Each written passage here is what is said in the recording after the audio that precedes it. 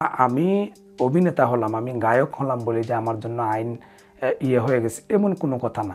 কেন হয় নাই? আপনার ইন্ডিয়াতে সালমান খানের উপরে কি মামলা হয় নাই? তার শাস্তি হয় নাই? শাহরুখ খানের উপরে হয় নাই? বিভিন্ন বড় বড় স্টারের উপরে হয়েছে। স্টার হয়ে গেলেই যে এমন অন্যায় করবেন, মানুষের সাথে এমন প্রতারণা করবেন, মানুষের অনুভূতিতে আপনি আঘাত করবেন, এটা কোথায় পাইলেন আপনি? এর চাইতে আমার অনন্ত জলিল এবং বর্ষাই ভালো। তারা সুন্দরভাবে জুটি বেঁধেছে। কেন জুটি কি শাবনাজ নাইমে বেঁধে নাই? তারা তো 30-40 বছর ধরে তো সংসার নিয়ে আছে। তো শাকিব খানের বেলায় এমন কেন হচ্ছে? এত লুচ্চা কেন ভাই? বিভিন্ন জায়গায় যাবেন আর বিভিন্ন জায়গায় বীজ রোপণ করবেন আর মানুষকে জানাইবেন 3 বছর 4 বছর পরে। একটা জিনিস মনে রাখবেন শাকিব খান, আপনাকে মানুষ আর বেশি দিন মনে রাখবে না। আপনি কখনো সালমান শাহর মতো সালমান শাহর জায়গায় কিন্তু আপনি কখনো আসতে পারবেন না। দরকারটা কি? তুমি কাউকে ভালোবাসতা যে তুমি কি বুবলিকে বিয়ে করবো? বাচ্চা হয়ে গেছে, আমি আমি আমি আমি জানতে চাই এবং তাকে ত্যাগ করব। এটা এটা তোমার তো মাথা ব্যথা করো, কেন মানুষদেরকে তোমরা শোনাতে চাও? দেলোয়ার জাহান জন্টু, এটা আপনারা জানেন, উনি সবসময় এইভাবেই কথা বলেন জনসম্মুখ এবং মিডিয়ার সামনে। আমার কাছে এই বিষয়গুলো ভালো লাগে না, কারণ সবসময় উনি সাংবাদিকদেরকে ধমকি কথাবার্তা বলেন, আমরা যা ফেসবুকে বা সোশ্যাল মিডিয়ায় যাহা দেখি। যাই হোক, সম্মানিত শ্রোতামণ্ডলী, আসসালামু আলাইকুম। আশা করছি সবাই ভালো আছেন। অনেক দিন পর আমার এই রেকর্ডিং ভিডিও, সময়ের অভাবে পারি না, যার জন্য ভিডিওগুলো রেকর্ড করতে পারি না। তবে একটা জিনিস হচ্ছে, অবশ্যই কথা বলতে হয়, কারণ কোনো একটা মানুষ যদি কারো অনুভূতিতে আঘাত করে তাহলে কিন্তু এটা আপনার প্রিয় মানুষ যদি হয় তাহলে এরকম হবেই, বা কথা বলতেই হয়, বা জনসম্মুখে ভিডিও করতেই হয়। জনসম্মুখে এসে আমাদের মতো যারা আছেন, আমি যতটুকু দেখছি 3 দিন যাবৎ ভিডিও করছেন, আমার কাছে মনে হচ্ছে আমার এই লাস্ট কোন রেকর্ডিং ভিডিও। লাস্ট বলতে এই ভাইরাল টপিকটা আর কয়েকদিন পর থাকবে না। অনুভূতির কথাটা যে বললাম, এটা অবশ্যই আর ব্যাখ্যা রাখে না। আপনারা টাইটেল দেখে অবশ্যই বুঝতে পারছেন যে আমি কি কথা বলছি বা কি কথা বলবো। বাকি সময়টুকু আপনারা অবশ্যই থাকবেন। আমার কথাগুলি যদি যুক্তিসঙ্গত হয় তাহলে আপনারা অবশ্যই লাইক, শেয়ার এবং কমেন্ট করবেন, আপনাদের মন্তব্য মতামত জানাবেন। যেহেতু আমার একটা মত প্রকাশ করার মতো আমার একটা জায়গা আছে। শাকিব খান নিশ্চিন্তে, বাংলাদেশের 16 কোটি মানুষ যদি থাকে তাহলে ওনার ফেসবুক পেজে 6 মিলিয়ন লাইক এবং ফলোয়ার, আমি যতটুকু জানি বা যতটুকু আমরা দেখলাম, তিনি অবশ্যই এতগুলোর মানুষের উপরে, এই 6 মিলিয়ন মানুষের উপরে ওনার যে আবেগ ছিল, ওই অনুভূতির মধ্যে শাকিব খান আঘাত করেছেন, কষ্ট দিচ্ছেন। যদিও প্রথমটা আমরা এটা মেনে নিয়েছিলাম, আমরা কোনো কিছু বলি নাই, বা অনেক আলোচনা সমালোচনাও যদি হয়ে থাকে, আমরা এই তরফ থেকে কোনো কিছু বলা হয় নাই। যারা মানে শাকিব খানের ফ্যান ফলোয়ার আছেন, তারা তো আগ থেকে অপু বিশ্বাসের ঘটনার পর থেকেও শাকিব খানকে সাপোর্ট করে গিয়েছেন বা সাপোর্ট করেছিলেন। তার বিভিন্ন ছবি, তার বিভিন্ন সাক্ষাৎকার এবং টিভি মিডিয়ায় বক্তব্য, এগুলা অনেকেই শেয়ার করেছেন, সাপোর্ট করেছেন। এখন আমি মনে করছি যে শেয়ার, কমেন্ট, লাইক, তার ছবি দেখা, বয়কট করা, এটা অতি জরুরিভাবে হয়ে গেছে। 2 বছর, তারপরে আগেরটা ছিল 8 বছর। আরেকটার খবর পাইলাম আমরা যে 18 বছর না 19 বছর হয়ে গেছে, যে তার আরেকটা সন্তান আছে। এখন সঠিক জানি না, সত্য মিথ্যা একমাত্র শুধু আল্লাহ জানেন।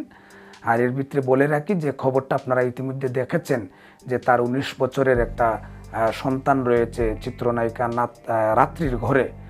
তো সরকারের কাছে এবং গণমাধ্যম কর্মীর কাছে বিশেষ করে অনুরোধ থাকে আমাদের, যে তাকে সাফ সৃষ্টি করা হোক, সৃষ্টি করে এই ছেলেটার ডিএনএ টেস্ট করা পর যদি সত্যি হয়ে যায় তাহলে এই ছেলেটার দায়িত্ব সে নিক, এটা আমরা চাই। এখন হচ্ছে বুবলি এবং অপু বিশ্বাস। বুবলি, আপনারা একটা জিনিস চিন্তা করেন, বুবলি কোথায় ছিল, কোথায় থেকে শাকিব খান টেনে এনেছে, টেনে আনার পর মানে কি একটা ঘটনা হইল। আমরা পৃথিবীর বুকে আমরা দেখি যে একটা সন্তানের জন্য তার বাবা তার নিজের ক্যারিয়ারটাকে একটা ছেলের জন্য হোক বা একটা মেয়ের জন্য হোক, সোজা কথা হচ্ছে একটা সন্তানের জন্য, এই বাবার কেরিয়ারটাকে তিনি ধ্বংস করে দেন। আর সাকিব খান তার উল্টো করেছেন, তার কেরিয়ারের জন্য সন্তানদেরকে লুকিয়ে রেখে 8 বছর 6 বছর 2 বছর পর যে কোনো মাধ্যমেই হোক গণমাধ্যমের সামনে তিনি আনছেন এবং এনেছেন। আমরা কিন্তু আমেরিকা থেকে আসার পরেও দেখেছিলাম যে বুবলিও বলেছিলেন এবং সাকিব খানও বলেছেন যে ধুমধাম করে কিন্তু বিয়ে হবে, আর বুবলি বলেছেন সময় এলে সব কিছু জানাবেন। আমি জানি না যে কি কারণে তিনি এমন করছেন, এটা আমি একটু আগেও বলেছি, এটা নিশ্চিত যে এই কোটি কোটি মানুষের অনুভূতির মধ্যে কিন্তু সাকিব খান আঘাত করেছেন। অনেকে বলছেন সাকিব খানে বিয়ে করেছে, বুবলি বিয়ে করেছে, অপু বিশ্বাস বিয়ে করেছে, আমার কি, আপনার কি, তোমার কি, তোমাদের কি? না, আমাদের কোনো সমস্যা নাই, আমারও সমস্যা নাই, আপনাদেরও কোনো সমস্যা হবে বলে মনে হচ্ছে না। সমস্যাটা হচ্ছে একটা, একজন মানুষ বাংলাদেশকে বিশ্বের বুকে প্রেজেন্টেশন করছে, তাকে অনেক মানুষ চিনে জানে, সে অনেকের আইডল। এই যে দেখলাম গত পরশু দিন না কোন দিন না গতকালকে একটা নিউজ দেখলাম, 13 বছরের একটা মেয়ে ওনার বাড়ির নিচে এসে বসে আছে, তার সাথে সাক্ষাৎ করবে, নায়িকা হবে। এখন চিন্তা করেন যে কতগুলা মানুষ তাকে ফলো করে এবং তাকে সাপোর্ট করে, তাকে আইডল ভাবে। এটা স্বাভাবিক ভাবতেই পারে। আমরা এই ক্ষেত্রে দেখেছিলাম সালমান শাহ যখন ছিল, সালমান শাহরও অনেক শুভাকাঙ্ক্ষী ছিলেন। সালমান শাহর মৃত্যুর পর কিন্তু প্রায় 27 জন না 26 জনের আত্মহত্যা, যদিও আমরা এটা আত্মহত্যা মেনে নেই নাই বা আমরা এটা মানি না, সাপোর্ট করি না, এটা আমার ব্যক্তিগত পক্ষ থেকে বলি।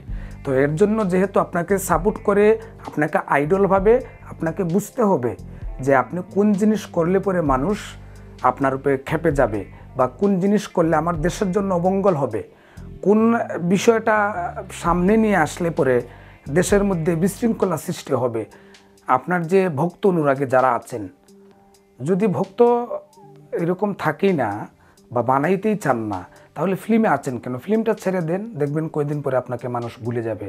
এই ধরনের অনেক নায়ক নায়িকা বা মানুষ যারা আছেন, অনেকজনকেই কিন্তু মানুষ এভাবে ভুলে গেছে। আর আপনাকে যে মনে রাখবে মানুষ, এটা আমার কাছে মনে হয় না।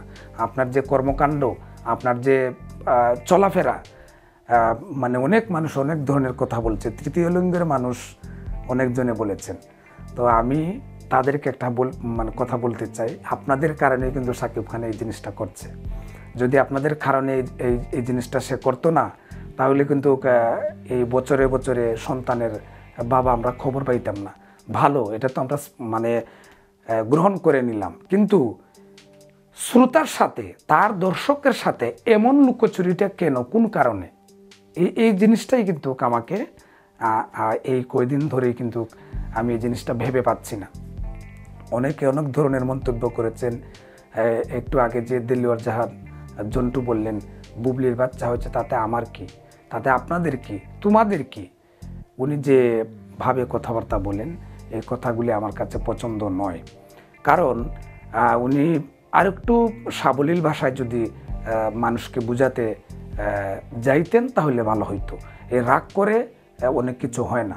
রাগ একজন পরিচালকের, একজন অভিনেতার, একজন গায়ক, একজন গায়িকার, এটা কোনো সময়ও রাগটা মানায় না।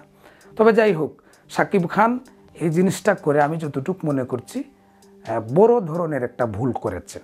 এই ভুলের মাসুল আমি জানি না বাকি দিন উনি কিভাবে দিবেন।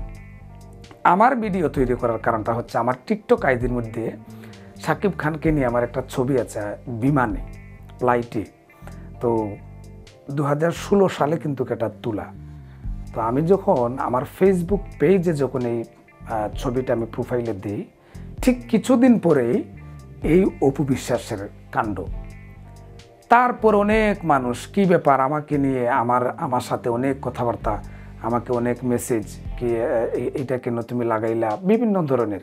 ঠিক সেই দিন আগে এই ছবিটা আমি অনেক দিন পর পেয়েছি, পাওয়ার পর আমার টিকটক আইডির মধ্যে আমি প্রোফাইল দিই। যেদিন প্রোফাইলটা দিলাম এর ঠিক 2 দিন পরেই কিন্তু এই ঘটনাটা ঘটার পর আমার টিকটক আইডির মধ্যে মেসেঞ্জারে এত কি বলবো, আপনাদের বলার ভাষা নাই। তো এটা চেঞ্জ করলাম। চেঞ্জ করার পর ইদানিং অনেক মানুষ আমার সাথে অনেকজনে জানতে চায় যে তার সাথে কিভাবে আমার দেখা হয়েছিল। তো যাই হোক, এটা আমি মানে বলতে চাই না। যেভাবে হোক দেখা হয়েছে, এভাবে দেখা তো হইতেই পারে, এটা তো একটা ভাগ্যের ব্যাপার থাকে। ভাগ্যের ব্যাপার বলতে দেখেন, আমি অন্যভাবে কথাটা বলছি না। একজন নায়কের সাথে আপনার দেখা হওয়া, এটা আমি মনে করি ভাগ্য না, এটা এটা হয়ে গেছে, দেখা হয়ে গেছে যেভাবেই হোক। তো যাই হোক, আপনারা যারা এত সময় আমার ভিডিওটা দেখলেন, সকলের প্রতি কৃতজ্ঞতা। আমি শুধু একটা কথাই বলতে চাই যে শাকিব খান বড় অন্যায় করেছেন, এটা ভুল করেছেন।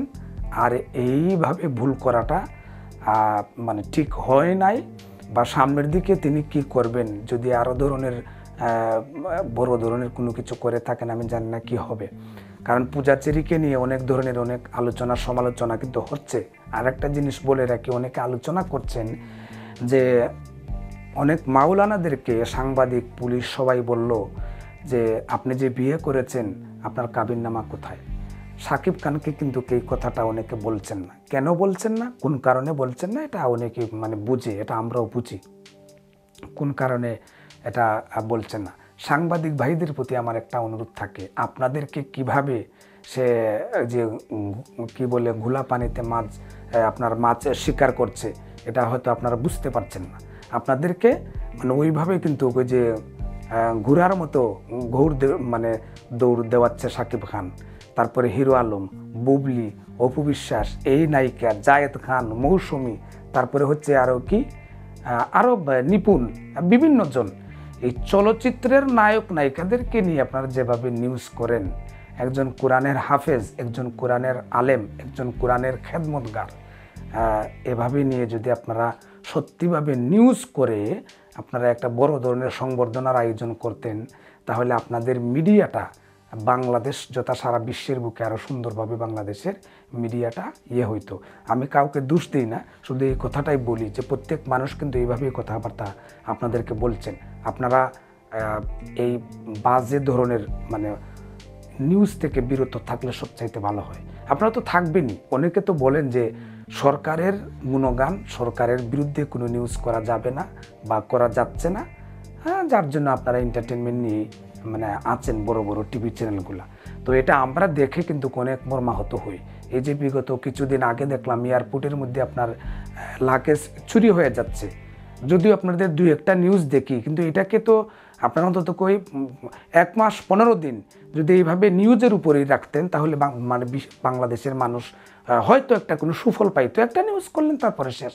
এই যে আজকে 3-4 দিন যাবৎ বুবলিকে নিয়ে আপনারা, শাকিব খানকে নিয়ে আপনারা মিডিয়ায়, ফেসবুকে, টেলিভিশনে পড়ে আছেন, আপনাদের আর কোনো নিউজ নাই।